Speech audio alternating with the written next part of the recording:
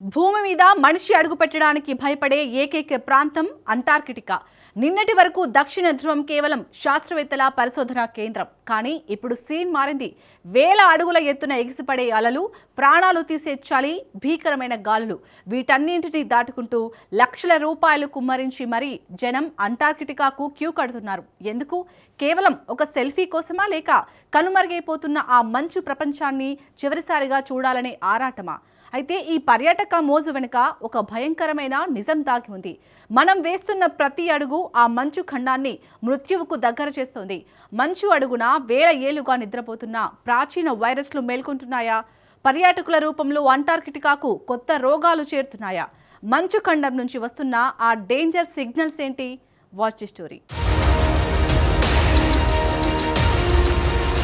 దక్షిణ ధ్రువంలో డెడ్లీ వైరస్లు నిద్రలేస్తాయా?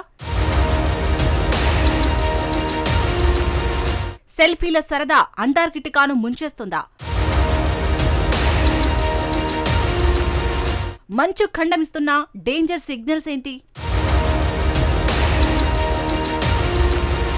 అంటార్కిటికా భూగోళానికి దక్షిణ ఉన్న మంచు ధ్రువం. ఒకప్పుడు ఆ మంచు ఖండంపై మనిషి అడుగుపెట్టని మారుమూల ప్రాంతం. అంటార్కిటికాలో కఠినమైన వాతావరణం ఉంటుంది. ఒకప్పుడు అంటార్కిటికా అంటే అడుగు పెట్టడమే సాహసంగా భావించే నిర్జన ఖండం అది. కానీ నేడు సీన్ మారిపోయింది. దక్షిణ ధ్రువం నేడు పర్యాటకులతో నిండిపోయింది.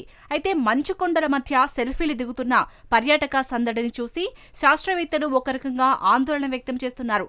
భూమిపై మానవ స్పర్శ సోకని చివరి ప్రాంతం కూడా మనిషి కారణంగా ఉనికి కోల్పోయే పరిణామాలు ఏర్పడుతున్నాయని వాపోతున్నారు. అంటార్కిటికాలో లగ్జరీ క్రూయిజ్ షిప్పుల రాకపోకలు సాగిస్తున్నాయి. మరోవైపు హిమానీ నదాలు వేగంగా కరుగుతున్నాయి. ఈ హిమానీ నదాల కరుగుదలే ఇప్పుడు ప్రపంచాన్ని వణికిస్తోంది. మంచు కింద ఇప్పటి వరకు నిద్రావస్థలో ప్రాచీన సూక్ష్మజీవులు ఉన్నాయి. మంచు కరుగుతూ ఉంటే ఆ సూక్ష్మజీవులతో ఎలాంటి వైరస్లు మానవాళిపై దాడి చేస్తాయోన్న భయాందోళన వ్యక్తమవుతుంది. అంటార్కిటికా ప్రపంచంలోనే సరికొత్త పర్యాటక కేంద్రంగా మారుతున్న తరుణంలో భవిష్యత్తు పర్యావరణ విపత్తుకు వార్నింగ్ ఇస్తుంది. అసలు పర్యాటకులు ఎందుకు అంటార్కిటికాకు వెళ్తున్నారు? ఇటీవలి కాలంలో పర్యాటకంపై ప్రపంచ ప్రజలకు మోజు పెరిగింది. కొందరు సెల్ఫీల కోసం, మరికొందరు ప్రపంచాన్ని చుట్టేసేందుకు యత్నిస్తున్నారు. నిజానికి అంటార్కిటికా యాత్ర ఖరీదైన వ్యవహారం. అక్కడికి వెళ్లాలంటే ఒక్కో వ్యక్తికి కనీసం $6,000 నుంచి $20,000 వరకు ఖర్చవుతుంది. మన కరెన్సీలో చెప్పాలంటే దక్షిణ ధ్రువం చూడాలంటే 5 లక్షల నుంచి 17 లక్షల వరకు ఖర్చవుతుంది. అయితే ఈ ఖండానికి చేరుకోవడమే ఒక పెద్ద సవాల్. పర్యాటకులు ప్రపంచంలోనే అత్యంత ప్రమాదకరమైన డ్రేక్ ప్యాసేజ్ను దాటాల్సి ఉంటుంది. ఆకాశమంత ఎత్తున ఎగిసిపడే అలలు, భీకరమైన గాలులు, గగ్గురు పొడిచే సముద్ర ప్రయాణం వినడానికే భయంగా ఉన్నా నేడు అదే పర్యాటకులను ఆకర్షిస్తోంది. ఆ సాహసమే ఈ యాత్రకు ప్రత్యేకతను తెచ్చిపెడుతోంది. అంటార్కిటికా నేడు ప్రతి ఒక్కరి బకెట్ లిస్టులో ఒక ప్రధాన లక్ష్యంగా మారింది. దీనికి ప్రధాన కారణం లాస్ట్ ఛాన్స్ టూరిజం. అంటే వాతావరణ మార్పుల వల్ల పూర్తిగా కనుమరుగైపోయే ప్రమాదం ఉన్న ప్రాంతాలను అవి శాశ్వతంగా మారిపోకముందే ఒక్కసారైనా చూడాలనే తపన ఎక్కువైంది. 2002 నుంచి 2020 మధ్య కాలంలో అంటార్కిటికా ఖండం సగటున ఏడాదికి 14,900 కోట్ల మెట్రిక్ టన్నుల మంచును కోల్పోయింది. కరుగుతున్న మంచు ఖండం మానవాళికి గట్టి హెచ్చరికలు జారీ చేస్తుందా? పర్యాటకుల తాకిడి ఈ ప్రక్రియను మరింత వేగవంతం చేస్తుందా అనే ప్రశ్నలు అంశాలపై ఇప్పుడు ప్రపంచవ్యాప్తంగా చర్చ జరుగుతుంది. అంటార్కిటికాలో పెరుగుతున్న పర్యాటకుల గణాంకాలను గమనిస్తే పరిస్థితి ఎంత తీవ్రంగా ఉందో అర్థమవుతోంది. 1990వ దశకం ప్రారంభంలో ఏడాదికి కేవలం 5,000 మంది పర్యాటకులు మాత్రమే అంటార్కిటికాకు వెళ్లేవారు. కానీ 2019 నాటికి ఆ సంఖ్య అంచెలంచెలుగా పెరుగుతూ 74,000 మందికి చేరింది. ఇక 2024లో ఏకంగా 80,000 మందికి పైగా పర్యాటకులు ఈ మంచు ఖండంపై అడుగుపెట్టారు. వేల సంఖ్యలో సందర్శకులు నౌకల నుంచే దీనిని వీక్షించారు. అంటే కేవలం 3 దశాబ్దాల కాలంలోనే పర్యాటకుల సంఖ్య 8 రెట్లు పెరిగింది. నిపుణుల అభిప్రాయం ప్రకారం ఇది ఆరంభం మాత్రమే. అత్యాధునిక నౌకలు అందుబాటులోకి రావడం, ప్రయాణ ఖర్చులు తగ్గడంతో భవిష్యత్తులో ఈ సంఖ్య ఏడాదికి 4 లక్షలకు చేరుకోవచ్చని అంచనా వేస్తున్నారు. ప్రపంచంలోనే అత్యంత శీతలమైన, కఠినమైన వాతావరణం కలిగిన ఈ ఖండం త్వరలోనే పర్యాటకులతో కిక్కిరిసిపోయే ప్రమాదం కనిపిస్తోంది. కేవలం పర్యాటకుల తాకిడి మాత్రమే కాదు, దానివల్ల తలెత్తుతున్న ఇతర పరిణామాలు ఇప్పుడు ఆందోళన కలిగిస్తున్నాయి. మంచు కరుగుతున్న వేళ సరికొత్త భయం పుట్టుకొస్తోంది. అదే వ్యాధుల వ్యాప్తి. ఇటీవల ఎంబీ హోండియస్ అనే డచ్ నౌకలో ఒకరి నుంచి ఒకరికి సోకే అరుదైన వ్యాధి ప్రబలినట్లు నివేదికలు వెల్లడించాయి. ప్రయాణికులు ఈ నౌక ఎక్కక ముందే ఈ ఇన్ఫెక్షన్ సోకి ఉంటుందని ఆరోగ్య అధికారులు భావిస్తున్నారు.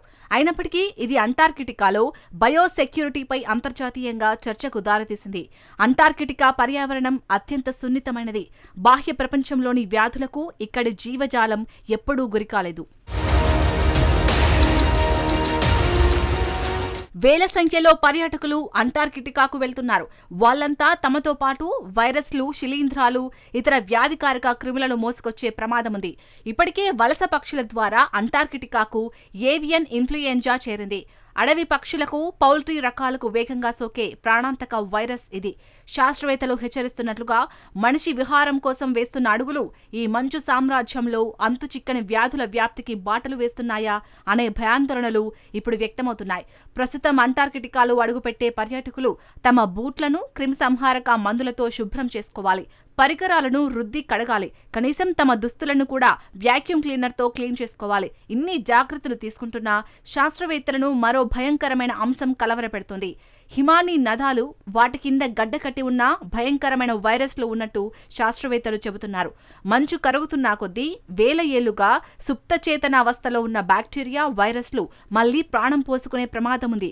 ఈ జీవులతో మానవాళికి మరో మహమ్మారి సోకే అవకాశాలు ఉన్నాయని నిపుణులు చెబుతున్నారు. శాస్త్రవేత్తలు ఈ కోణంలో పరిశోధనలు చేస్తున్నారంటేనే పరిస్థితి ఎంత తీవ్రంగా ఉందో అర్థం చేసుకోవచ్చు. అంటార్కిటికాలోని పెంగ్విన్లు, సముద్ర పక్షులు, సీల్ చేపలు బాహ్య ప్రపంచంలోని వ్యాధులను తట్టుకునేలా పరిణామం చెందలేదు. మనుషుల ద్వారా తెలియకుండానే అక్కడ చేరే ఒక చిన్న వైరస్ అయినా గుంపులు గుంపులుగా నివసించే ఆ జీవుల మధ్య కార్చిచ్చులా వ్యాపించే అవకాశం ఉంది. అంటార్కిటికా వంటి సున్నితమైన ప్రాంతంలో జరిగే ఒక చిన్న పొరపాటు కూడా పెను విధ్వంసానికి దారితీస్తోంది.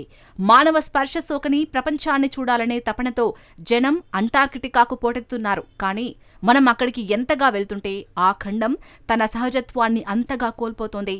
మంచు కరుగుతుంది. ఇదే ప్రపంచానికి ప్రమాదకరం.